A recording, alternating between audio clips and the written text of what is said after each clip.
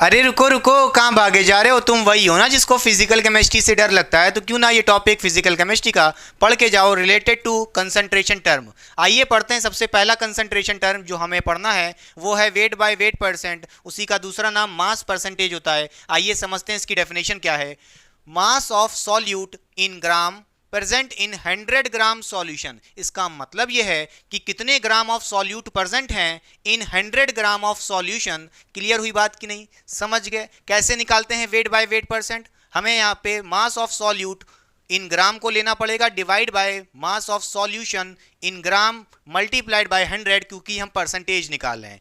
Clear हुई बात कि नहीं? अब आइए समझते हैं वेट बाय वेट परसेंटेज जो हमको गिवन होता है उसका मतलब क्या है। यहाँ पे हमारे पास एग्जाम्पल के तौर पे लिखा है 25% H2SO4 solution by mass.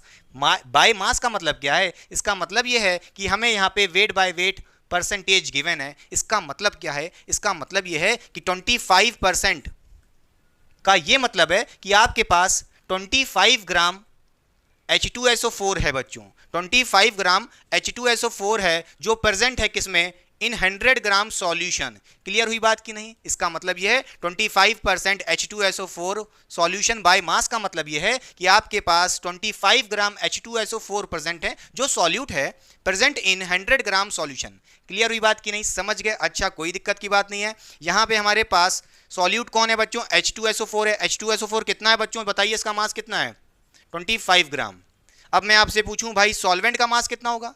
Solute का मास है 25 ग्राम, सॉल्यूशन आपके पास कितना ग्राम का है? 100 ग्राम का। भाई आप कैसे निकालोगे मास ऑफ सॉल्वेंट? 100 माइनस 25, ये आ जाएगा 75 ग्राम सॉल्वेंट। क्लियर हुई बात कि नहीं? इस पे क्वेश्चन करने हैं, कमेंट करिएगा न्यूमेरिकल।